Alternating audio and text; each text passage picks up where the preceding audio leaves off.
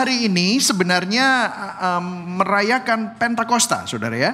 Tetapi hari ini saya akan bicara dengan the destruction of envy. Apa hubungan dari hari pencurahan Roh Kudus yang merupakan suatu peristiwa yang terjadi 2000 tahun yang lalu, 50 hari setelah Yesus bangkit, 10 hari setelah Yesus naik ke surga. Tapi kenapa kok kita membicarakan envy, dan bagaimana topik hari ini nyambung dengan hari Pentakosta, kita akan lihat sama-sama melalui gospel connection-nya nanti ya saudara ya.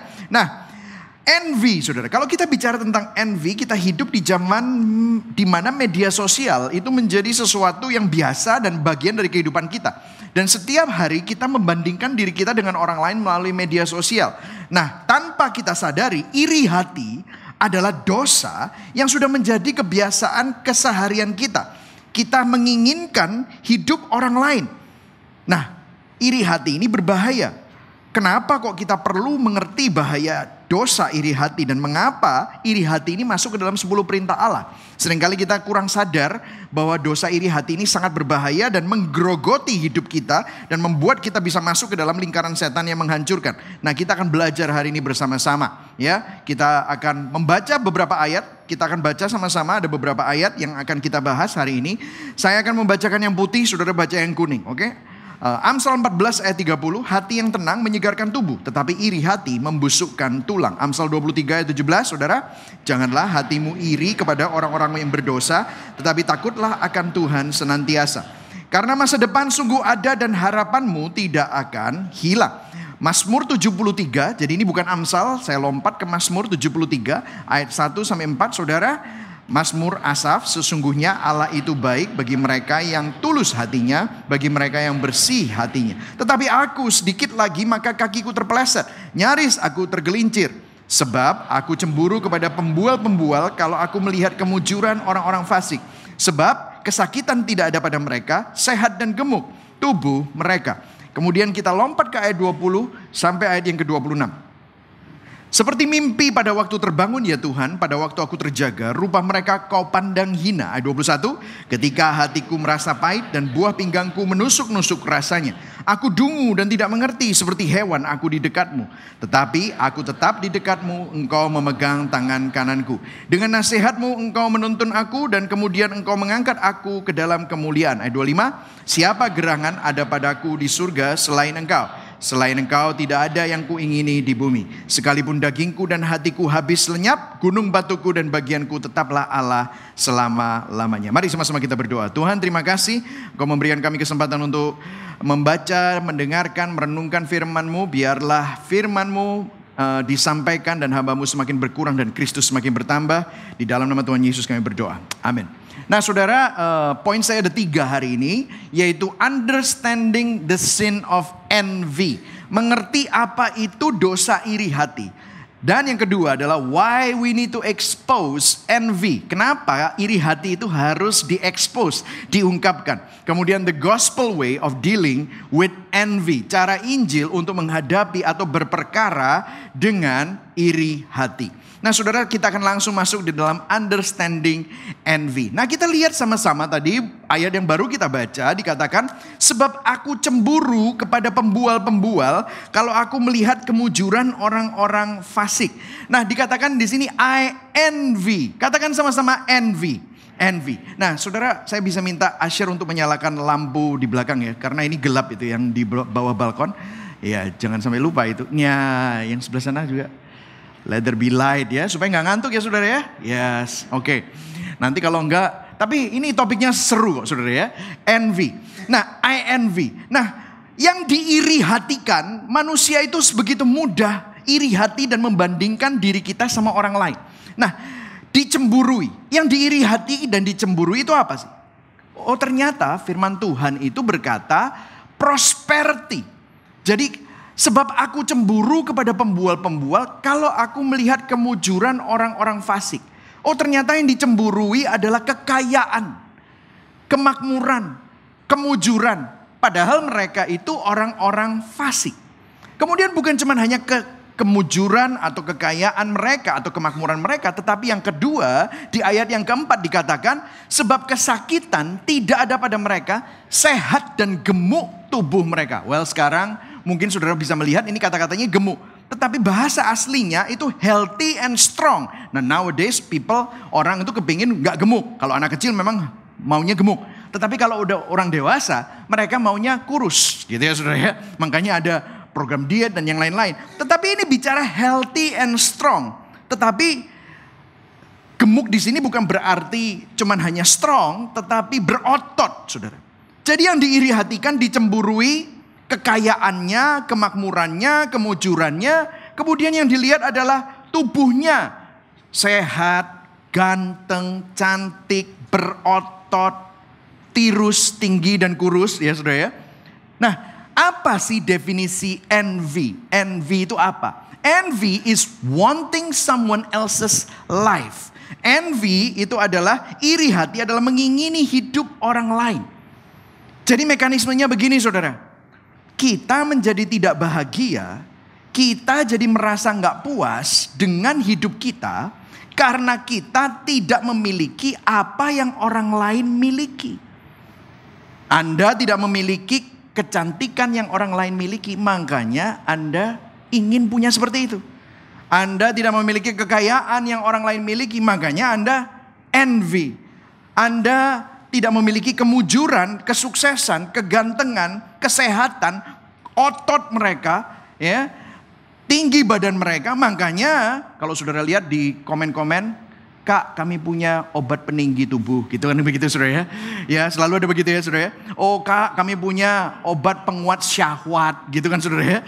Supaya bisa jos terus gitu ya para cowok-cowok gitu. Nah, ini kenapa kok selalu ada di media sosial kita? Saya rasa kita semua bergumul dengan ini, apalagi media sosial mengingini kehidupan orang lain menjadi hal yang normal. I mean, all of us are like this. Setiap hari saudara scrolling, saudara mungkin berpikir saudara mau relax. Saudara mungkin berpikir saudara mau santai. Tetapi waktu saudara scrolling media sosial, itu tidak membuat saudara relax, malah membuat saudara bete. Kenapa? Karena Anda mengingini hidup orang lain.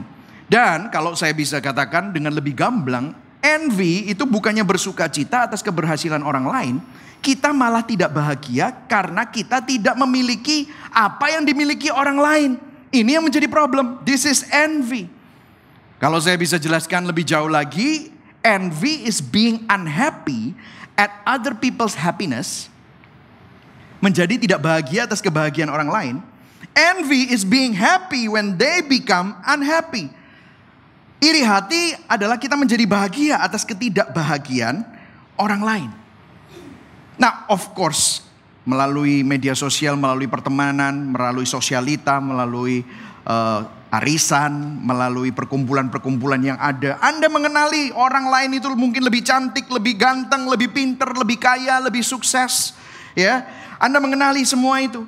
Kalau saudara lihat media sosial, Anda like postingan mereka, Anda memuji mereka, bahkan Anda bisa berkata, wah hebat ya, wah luar biasa ya. Tetapi Anda melakukan semua itu dengan hati yang iri. Jadi intinya adalah Anda tidak bahagia karena orang lain bahagia. Ya masalahnya kita sih gak ngomong seperti itu. Kita ada di dalam hati. Mungkin cuman kita gak ngaku tetapi kita diam-diam seperti itu. Halo? Atau cuman saya yang seperti itu? Sebaliknya, ini ngomong sebaliknya. Kalau ada orang yang lagi kesusahan, posting di media sosial, dan Anda biasanya memang envy terhadap kesuksesannya, terhadap keperfekan hidupnya gitu ya. Ternyata Anda lihat dia sedang susah. Anda juga like, dan Anda komen, aduh I'm so sorry, I care for you.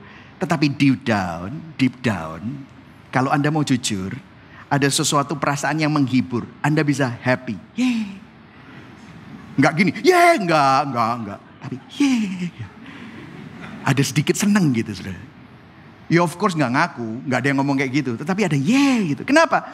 Anda akan komen, ternyata hidupnya enggak sebahagia yang aku pikir ya. Ternyata hidupnya enggak seperfect yang aku sangka. Dan fakta ini somehow menghibur kita. Halo? Apakah cuma saya yang seperti itu? Itulah envy. Masalahnya kita ini mau ngaku atau enggak? Sebenarnya kita semua, kalau mau jujur, kita memiliki hal itu di dalam hati kita. Envy, kalau saya bisa katakan, bahagia lihat orang susah, susah lihat orang bahagia. Nah, itu sudah ya. Seneng kalau lihat orang susah, susah kalau lihat orang seneng, gitu ya. Nah, itulah envy. We need to understand it. We need to admit it. Kita semua punya problem dengan itu, apalagi dengan media sosial. Nah, kita masuk ke dalam poin yang kedua. Kenapa kok envy ini perlu diekspos, perlu ditunjukkan masalahnya? Ya, saudara. Nah, mungkin saudara protes sama saya, wah pastor, why so serious? Ya, ini joker gitu ya, why so serious gitu ya. Kalau marah, itu kan kita waktu itu ada Pastor Dave yang bicara tentang kemarahan, hawa nafsu. Yang lalu kita bicara tentang godaan seksual dan kecantikan, ya keserakahan, bolehlah. Tapi kalau envy, iri, mengingini, kenapa sih? Nah, Rasul Paulus berkata begini tentang hukum Taurat. Nah, oleh hukum Taurat aku telah mengenal dosa karena aku tidak tahu apa itu keinginan. Nah, kata-kata keinginan di sini bahasa aslinya adalah covet. Covet, epithymio. Epithymio yang artinya adalah jangan mengingini seperti dikatakan di dalam perintah Allah yang ke-10. 10 perintah Allah yang ke-10 jangan mengingini. Nah, ini kata-katanya dipakai di situ. Nah, apa sih 10 perintah Allah itu? Yang ke-10 adalah Keluaran 20 ayat 17. Ayo kita baca sama-sama. 1, 2, 3. Jangan mengingini apa? Rumah sesamamu. Jangan mengingini istrinya atau hambanya laki-laki atau hambanya perempuan atau lembunya atau keledainya atau apapun yang dipunyai sesamamu. Nah, berapa kali kita ini melakukan ini semua, saudara? Jangan mengingini rumah sesamamu. Berapa kali saya melihat ada orang yang aduh enak ya rumahnya ya, aduh mengingini. Atau kalau enggak jangan mengingini istrinya atau pasangannya. Saya pernah duduk di sebuah kafe dan ada arisan ibu-ibu, saya dengar selentingannya gitu. Aduh enak ya jadi punya bojo kayak DE, aduh gitu saudara. Ibu-ibu Ibu-ibu aja bisa seperti itu, apalagi bapak-bapak. Ya enggak usah ditanya gitu saudara ya. Apalagi bapak-bapak. Waduh, ya so hot gitu ya. Gitu, seksi gitu saudara. Menginginkan saudara. Hambanya laki-laki dan hambanya perempuan. Berapa banyak ibu-ibu kumpul di sekolah, enak ya punya suster kayak DE ya gitu saudara. Ini terjadi di mana-mana. Loh ini ditulis ini berapa ribu tahun yang lalu, tetapi ternyata masih dilakukan sampai sekarang. Lembunya, mobilnya, tasnya, bajunya, ya kan, kecantikannya, apapun yang dipunyai oleh sesamamu. Lah ini Alkitab memperingatkan kita tentang hal iri hati. Makanya iri hati ini very serious. Kenapa kok very serious? Nah, why envy is so dangerous? Kita perlu expose ini. Mengapa iri hati itu begitu berbahaya? Di poin yang kedua ini ada 3 subpoint. Makanya saya harus cepat saudara. Yang pertama adalah begini saudara, ini bahaya sekali dan kalau kita nggak deal with it, kalau kita tidak menghadapinya, ini akan menggerogoti kehidupan kita. Envy hides itself behind something else. Iri hati menyembunyikan dirinya di balik sesuatu yang lain. Nah di Mazmur 73 ayat 21 dikatakan begini, setelah dia menceritakan bahwa dia ini iri sama orang lain, kemudian ayat 21 dia bilang begini, ketika hatiku merasa pahit, dan buah pinggangku menusuk-nusuk rasanya.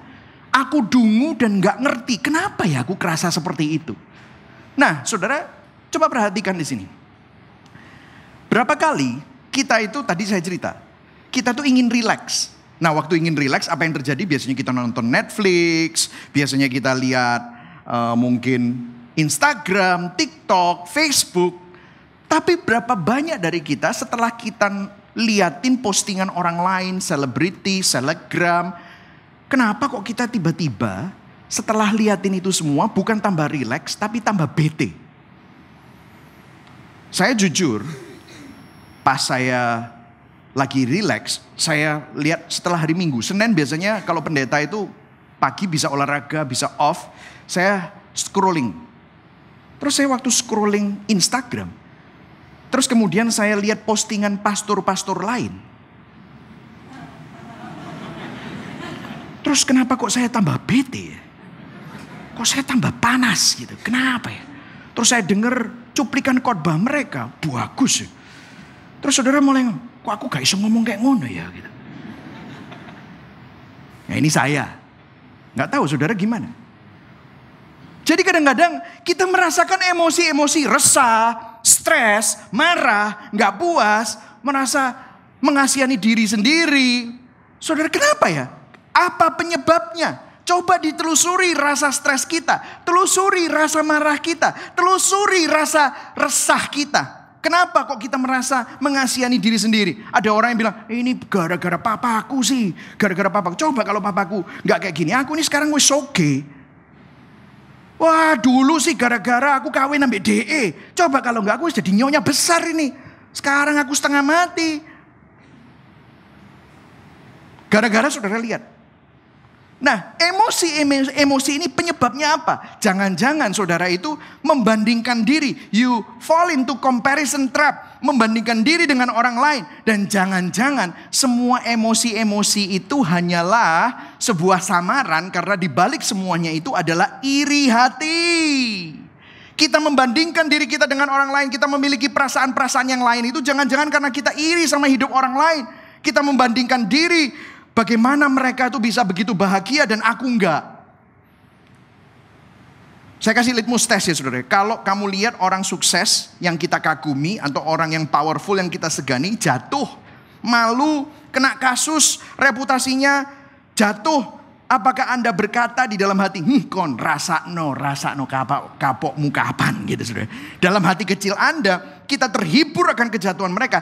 Jangan-jangan sebenarnya di balik kekaguman kita menginginkan hidup mereka. Ternyata di balik semuanya itu kita memiliki iri hati terhadap mereka. Tetapi iri hati itu disembunyikan di dalam emosi-emosi lain yang kita rasakan. Masalahnya kan begini, maukah kita mengakuinya atau kita gak jujur? Kita salahkan orang lain. Nah saudara, hati kita ini penuh dengan keinginan-keinginan dan keinginan itu menyamarkan dirinya. Padahal akar dosa yang sebenarnya adalah iri hati. Ada orang yang bilang sama saya, Pastor, saya ini kenapa ya dikasih cobaan terus. Pikiranku itu selalu jalan, pikiranku itu selalu kritis terhadap keadaanku. Aku ini kepingin improve terus. Wah, dia bilang begitu ya. Wah, kayaknya bagus gitu ya. Aku ini kepingin, aku sampai gak bisa tidur. Aku resah, aku bete. Kenapa ya? Terus Tuhan itu kenapa ya ngasih aku cobaan seperti itu? Wah, gitu saudara ya. Bilang gitu, Tuhan disalahkan. Nah firman Tuhan berkata di Yakobus 1 ayat 13-15 dikatakan begini. Apabila seorang dicobai, janganlah ia berkata apa? Pencobaan ini datang dari Allah. Oh, Tuhan gak pernah mencobai kamu loh. Terus kita bilang, Tuhan kenapa engkau mencobai aku dengan hal-hal seperti ini? No. Tuhan gak pernah dicobai. Lihat ayat 14. Baca sama-sama 14 yang putih. 1, 2, 3. Tetapi tiap-tiap orang dicobai oleh apa? Keinginannya sendiri. Lihat bahasanya apa? Epithymeo. Sama. Keinginannya sendiri. Karena apa? Ia diseret dan dipikat olehnya. Dan apabila keinginan itu telah dibuahi, ia melahirkan dosa. Dan dosa itu kalau sudah matang, ia melahirkan maut. Wow, keinginan kita itu suka mengelabui kita. Mengingini sesuatu, sebenarnya kita ini iri hati. Telusuri emosi saudara. Jangan-jangan masalah sebenarnya adalah saudara punya masalah iri hati. Ada seseorang yang namanya Joseph Epstein, ya, adalah penulis yang brilian. Dia bukan Kristen, gak percaya Tuhan, seorang profesor bahasa Inggris di University of Northwestern. Dia menulis sebuah buku yang keren. Dia gak percaya Tuhan, tapi dia menulis buku tentang envy. Envy, salah satu dari 7 dosa yang mematikan, yaitu iri hati, yang diterbitkan oleh Oxford University Press. Dia bilang begini, dari 7 dosa yang mematikan, hanyalah iri hati yang dosa yang sama sekali gak menyenangkan. Sama sekali benar-benar menyedihkan dari awal. Karena apa? Dari awal iri hati itu menguras semua sukacita kita. Kita semua mengalami keputusasaan yang sangat dalam yang menusuk dan menghancurkan jiwa. Gara-gara kita ini suka menginginkan hidup orang lain. Gara-gara kita ini suka iri hati. Jadi yang pertama, iri hati itu menyembunyikan dirinya. Yang kedua, envy sucks the joy of life and poison our ability to enjoy life. Iri hati menyedot sukacita kehidupan dan meracuni kita untuk menikmati kehidupan. Saya kasih contoh. Saudara baru beli rumah. Rumah sederhana, finally. Sebuah family. Selama ini ngontrak, saudara akhirnya beli rumah. Sama suami dan istri ngomong, aduh senang ya kita punya rumah. Iya, aduh luar biasa, rumahnya bagus ya. Waduh, ya. Waduh, puji Tuhan. Terus dia high five, wah gitu kan. Terus kemudian, gak lama kemudian setelah 3 bulan, ada temannya juga beli rumah, saudara. Diundang housewarming. Wah, dia diajak ke sana. Tapi waktu diajak ke sana, dia cari-cari alamatnya dan akhirnya tiba di rumah itu. Dia lihat rumahnya, wah, rumahnya ternyata 2 kali lebih besar dari rumahnya mereka. Terus kemudian mereka begitu masuk, wah, luar biasa, pakai wallpaper designer dari Italia. Terus kemudian dia lihat semua furniturnya itu custom build, bukan beli jadian yang langsung ditaruh, tetapi dibuild custom, perfect, size-nya perfect, warnanya perfect, didesain dengan luar biasa. Setelah makan-makan semuanya pulang, begitu mereka masuk ke rumah mereka sendiri, buka pintu, kok elek ya? Loh, padahal kemarin-kemarinnya happy, seneng ya, aduh punya rumah, kok elek ya? Opoi,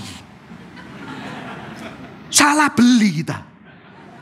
Kamu sih nyesel beli itu. Coba bayangkan, berapa kali kita kayak gitu? Apa cuma saya saja? Hah? Mobil juga begitu. Sepeda motor juga begitu. Saudara udah happy-happy, tiba-tiba ada LED. Wah. Saudara lihat motor saudara? Apa ini? Betul, saudara? Saudara happy dengan Casio, Timex. Saudara happy. Wong cuma ngasih nunjukin. Begitu saudara makan dengan orang terus ininya bling-bling gitu. Terus saudara lihat Casio saudara, jadi elek. Betul saudara? Ini loh. Padahal everything just fine kalau saudara tidak bandingkan diri saudara dengan orang lain. Menyedot sukacita kehidupan, meracuni kita untuk mampu menikmati kehidupan yang diberikan Tuhan. Makanya Amsal 14 ayat 30 katakan, hati yang tenang menyegarkan tubuh, tetapi apa? Coba baca sama-sama. Iri hati, wow, membusukkan tulang. Kenapa kok membusukkan tulang? Kita gak bisa menikmati berkat Tuhan. Kita gak bisa mensyukuri semua hal yang dititipkan Tuhan. Saudara lihat suamimu, saudara lihat istrimu, saudara jatuh cinta sama dia, saudara nikah kok sama dia. Kenapa kok saudara tiba-tiba lihat orang lain, waduh jadi bojone dia kok enak ya. Saudara, wah kok bening ya, lebih. Saudara gini loh, rumput tetangga selalu lebih hijau. Kenapa? Soalnya kamu lihatnya dari samping, bro. Kalau kamu lihat dari samping, padi di sawah juga kelihatannya hijau. Coba saudara ke atasnya. Oh banyak lumpurnya ya. Saudara ke sana. Oh iya banyak tanahnya ya. Iya soalnya kamu lihatnya dari atas ya of course banyak tanahnya. Kalau kamu lihat dari samping selalu lebih hijau. Kita nggak bisa hidup dalam keadaan yang seperti ini. Minggu lalu kita belajar. Segala sesuatu dititipkan, dipercayakan oleh Tuhan untuk kemuliaannya. Tetapi apa yang terjadi? When we are obsessed with envy, kita membandingkan diri kita, sukacita kita tersedot. Nothing is good enough. Kita gak happy akan pekerjaan kita gak happy dengan rumah kita gak happy dengan tubuh kita. Oh kakiku kurang panjang, kakiku kurang pendek, kakiku kepanjangan, kakiku terlalu gemuk, kakiku kurang kurus, kakiku kekurusan. Loh, lah repot sih. Hidungku kurang bangir, oh hidungku kembetetan harus nonong, aduh gede. Ada orang bilang pesawat bisa mendarat di atas gitu deh. Aduh ini besar sekali ya. Dok bisa nggak ini dikecilkan gitu, dikecilkan. Ya saudara, kita ini nggak happy dengan segala sesuatu. Ini kurang, ini kebesaran, perlu dikecilkan, ini perlu dibesarkan, ini kurang. Semua, nothing is good enough. Anda selalu kritis, Anda selalu mengkritiki, Anda tidak pernah bisa duduk. You cannot sit and savor the moment. You cannot enjoy life. You always think, apa yang kurang? Apa yang kurang? Padahal Tuhan sudah titipkan itu semua. Anda selalu merasa kurang, Anda selalu melihat hidupmu kurang. Kita dipelintir dengan rasa iri atas kehidupan orang lain. Kita menginginkan hidup mereka. Comparing ourselves, kita membandingkan diri kita. Joseph Epstein itu bilang gini, kalau penyakit itu ada meningitis, laryngitis, kalau envy itu namanya comparisonitis. Kita suka compare diri kita sama orang lain, itu sakitnya manusia, itu seperti itu. Jonathan Edwards, seorang Puritan, dia berkata gini, jangan pernah meremehkan kekuatan spiritual dari dosa iri hati. Dia langsung kembali kepada Adam dan Hawa. Adam dan Hawa mereka memiliki firdaus. Mereka memiliki segalanya, sempurna, hidup kekal, hidup abadi, tubuh yang sehat, gak ada penyakit, gak ada rasa lapar, surga yang indah. Tuhan cuma bilang satu hal yang kamu gak boleh lakukan, makan pohon itu, jangan sentuh pohonnya. Segala sesuatu yang lain sempurna dan itu tetap tidak cukup, masih kurang, mereka iri sama Tuhan. Makanya waktu makan itu dia dibohongi. Kalau kamu makan itu kamu akan jadi seperti Tuhan. Padahal mereka adalah gambar dan rupa Allah. Mereka sudah seperti Tuhan, tetapi mereka tetap iri terhadap Tuhan. Iri hati menyedot sukacita kehidupan dan meracuni kita untuk mampu menikmati berkat pemeliharaan Tuhan dalam hidup kita. That's exactly what we go through. Betul ya saudara? Emosi-emosi saudara coba ditelusuri. Kenapa kok kita itu suka gak happy dengan kehidupan? Karena jangan-jangan iri hati. Dan yang berikutnya, yang terakhir dari poin yang kedua. Envy reveals the deep longing of our hearts and our idol. Maksudnya apa? Iri hati menunjukkan dambaan hati kita yang terdalam dan berhala-berhala kita. Seorang yang namanya Søren Kierkegaard, dia dari teolog dari Denmark, dia berbicara di dalam bukunya The Sickness Unto Death. Dia bilang begini, Tuhan memanggil kita untuk memusatkan hidup kita kepada Tuhan. Tetapi kita ngelihat hal-hal lain yang fana di dalam dunia dan kita memusatkan hidup kita kepada hal-hal yang duniawi itu. Kita akan cenderung iri hati kepada hal-hal yang menjadi pusat kehidupan kita. Dia bilang begini, admiration is happy self-surrender. But envy is unhappy self-justification. Dia bilang begini, kekaguman adalah penyerahan diri yang membahagiakan. Tetapi iri hati adalah usaha pembenaran diri yang tidak pernah membahagiakan. Saya akan jelaskan kepada saudara maksud dari Søren Kierkegaard itu apa. Nah saudara, desain dari hidup kita itu semestinya hidup bagi Tuhan. Kita itu tidak didesain untuk hidup bagi yang lain. Tetapi kita hidup bagi Tuhan semestinya. Kalau desain kita adalah hidup bagi Tuhan, maka kita akan puas dengan kemuliaan Tuhan. Kita akan puas dengan penerimaan Tuhan. Kita akan sadar bahwa penghargaan dari Tuhan, harga diri kita bukan pada yang lain, tetapi pada Tuhan yang menciptakan kita. Keindahan Tuhan dan kesetiaan Tuhan. Tadi luar biasa sekali lagu tadi ya. Kita bisa setia itu karena Tuhan lebih dulu setia. Nah ini luar biasa. Ini hidup bagi Tuhan. Nah orang yang hidup bagi Tuhan, kalau ada orang lain yang lebih sukses dalam pekerjaan, dia akan bisa kagum. Kenapa? Karena identitasnya dia tidak dikaitkan kepada pekerjaan, tetapi identitas dia ada di dalam Tuhan. Maka waktu ada orang lain yang lebih sukses, ada orang lain yang lebih cantik, ada orang lain yang lebih kaya, ada orang lain yang memiliki pencapaian lebih tinggi dan lebih tenar daripada dia, dia bersuka cita. Wih puji Tuhan, Tuhan itu baik dalam hidup dia dan hidup saya. Maka Tuhan itu sedang memberkati dia luar biasa. Dia bertepuk tangan, kenapa? Karena yang menjadi identitasnya dia, harga dirinya itu bukan pada pekerjaan, kecantikan, kekayaan, pencapaian, ketenaran, tetapi pada kemuliaan Tuhan, penerimaan Tuhan, penghargaan Tuhan, keindahan Tuhan, dan kesetiaan Tuhan. Maka dia bisa kagum dan dia tenang. Ada self-surrender, ada rasa berserah, ada rasa cukup. Kenapa? Ya karena Tuhan izinkan aku segini dan aku bersyukur itu yang terbaik dari Tuhan. Dia bisa senang orang lain itu mendapatkan berkat.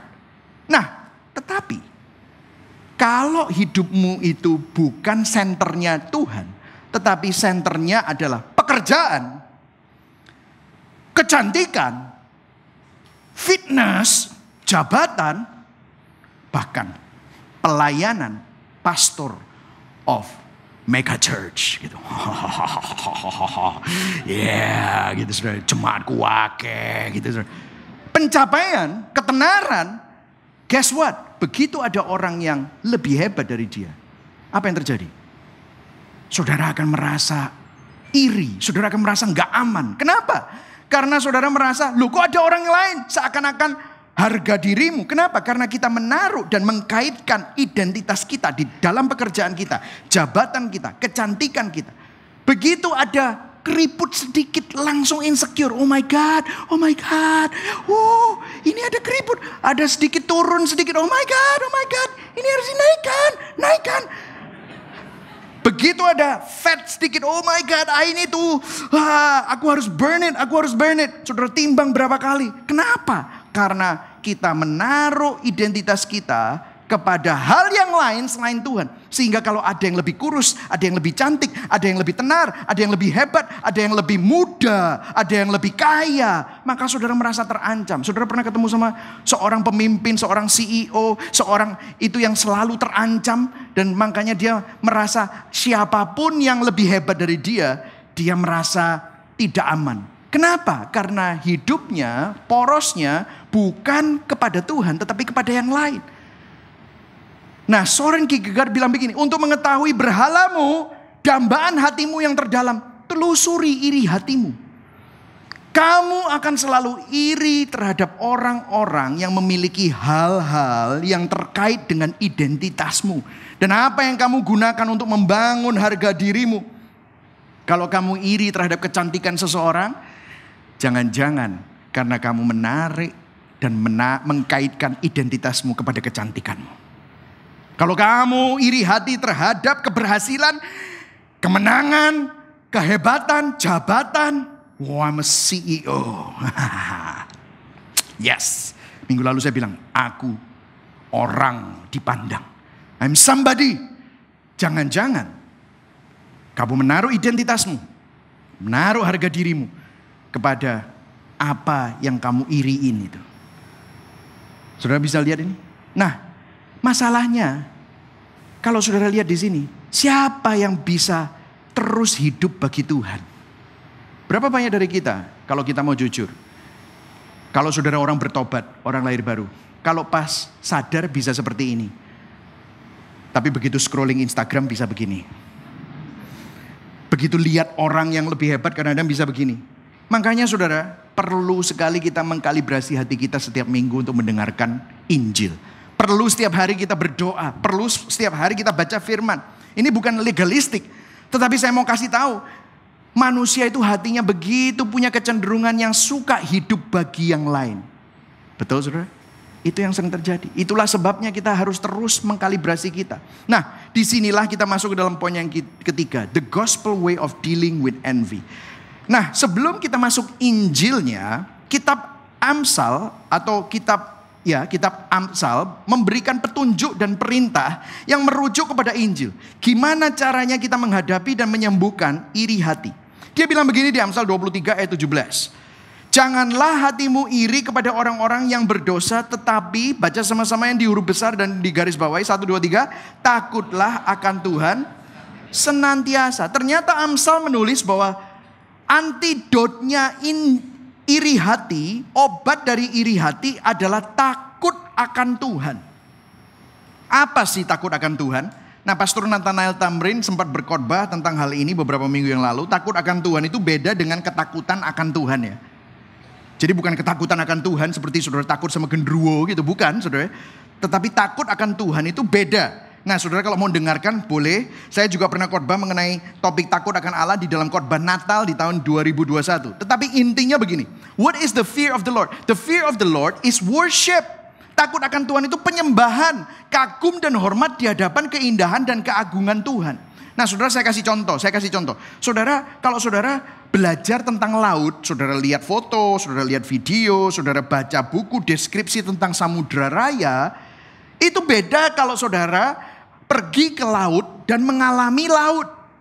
Sama juga dengan penyembahan kepada Tuhan. Penyembahan kepada Tuhan tidak bisa hanya saudara tahu tentang Tuhan atau tahu dan membaca tentang Tuhan. Saudara harus mengalami Tuhan.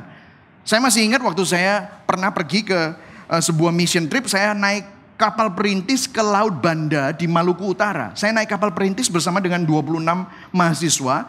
Dan waktu itu kita pergi ke pulau-pulau ya di Saum Laki, Damer, Sera ya, Dobo, ke daerah Dobo Tual sana ya. Naik kapal perintis namanya Banda Naira. Ya saya naik ke situ ya saudara. Itu tingginya cukup tinggi kapalnya ya. Tetapi waktu di Laut Banda saya lihat itu lautnya itu bukan hanya hijau, tetapi hitam pekat. Biasanya kan hijau, biru, hitam. Itu artinya dalam sekali. Nah waktu saya ada di situ, di laut itu, saya merasakan suatu kekaguman karena indah, tetapi pada saat yang sama kengerian. Dan benar saudara, waktu kita naik kapal perintis itu, beberapa hari kemudian ada badai besar.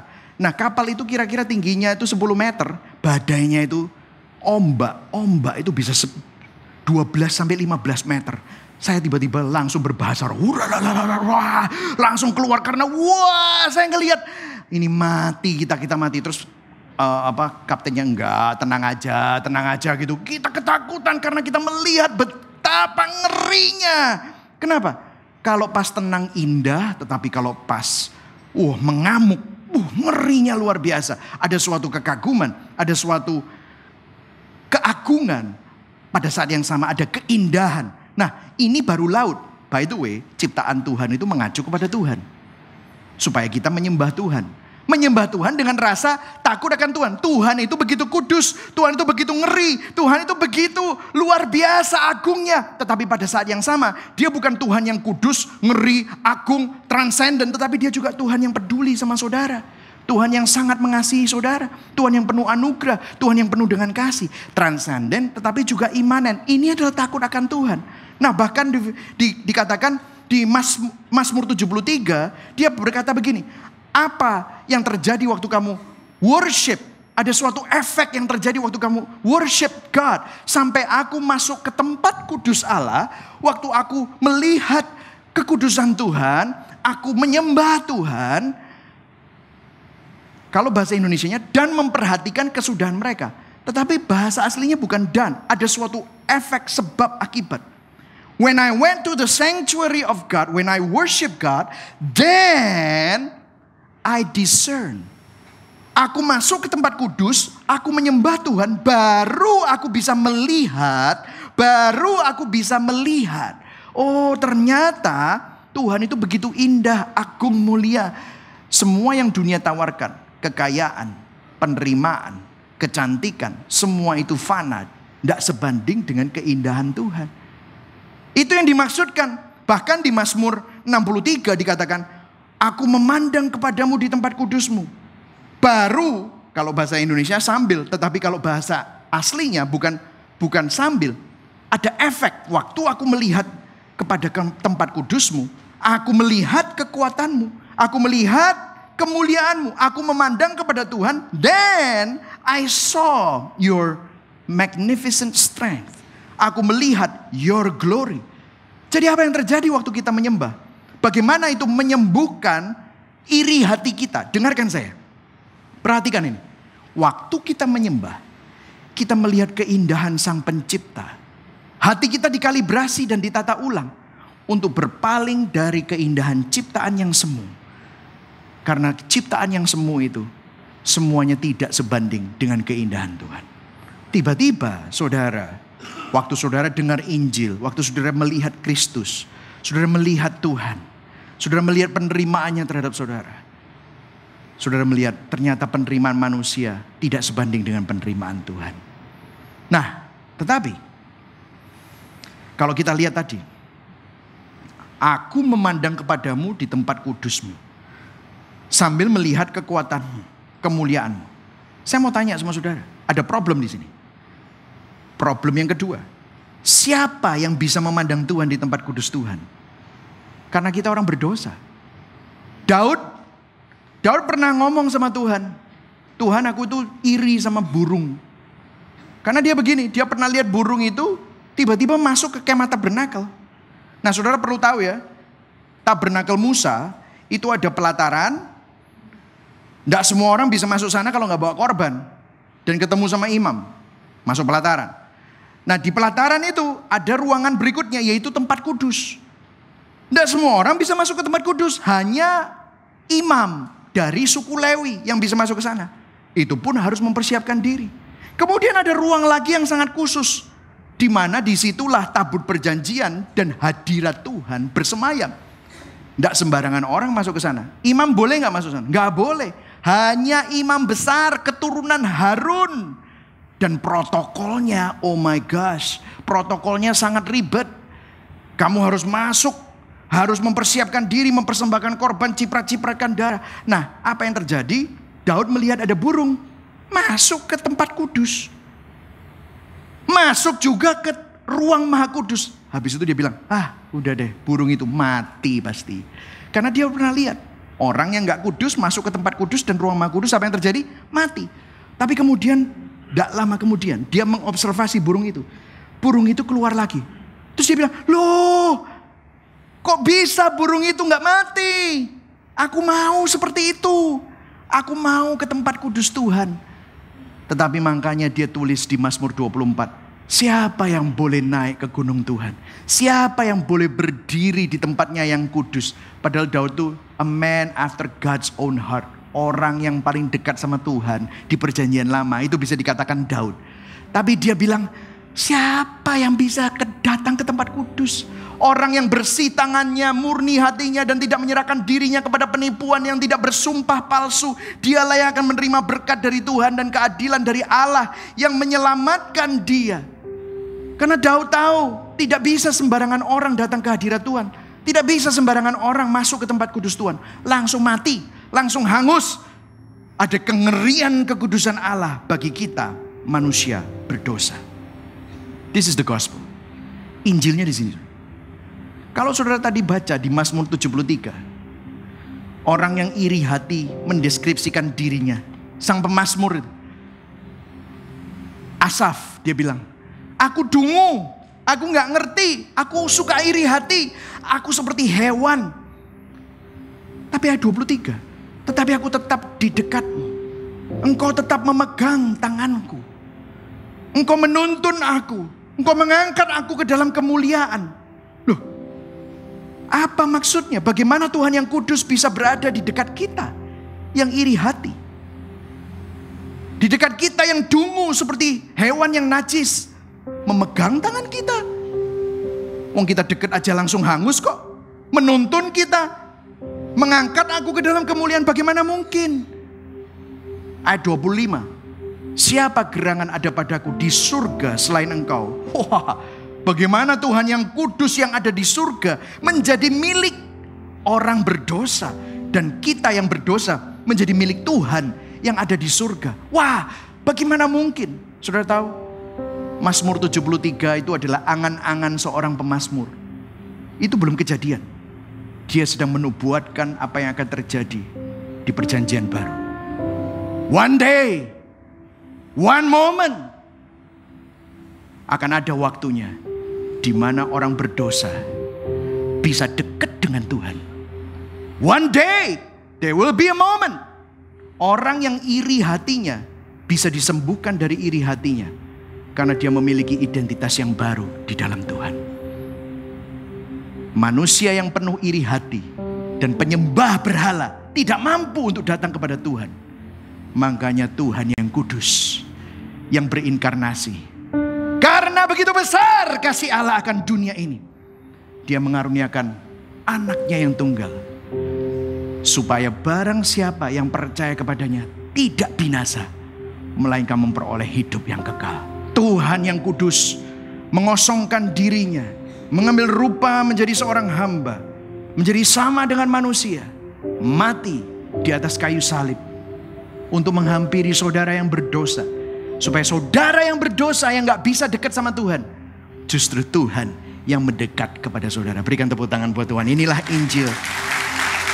Inilah Injil. Kalau saudara perhatikan di sini, Mazmur 73 berkata bahwa aku orang dungu, aku orang berdosa, tapi bisa dekat, bisa dituntun. Tangannya tidak pernah melepaskan aku. Surga menjadi milikku. Itu angan-angannya dia. Saudara tahu apa yang terjadi melalui Kristus? Yesus mengalami kebalikan dari apa yang dituliskan pemazmur. Kebalikannya. Karena kalau saudara baca di 1 Petrus 2 ayat 22-25, Yesus itu gak pernah berdosa. Tipu tidak ada di dalam mulutnya. Tetapi apa yang terjadi? Dia dicaci maki. tetapi dia tidak membalas. Dia menderita, tetapi dia tidak ngancam orang yang membuat dia menderita. Dia menyerahkan dirinya, dihakimi, padahal dia nggak salah. Dia memikul dosa kita di kayu salib. Supaya apa? Supaya oleh bilur-bilurnya saudara disembuhkan.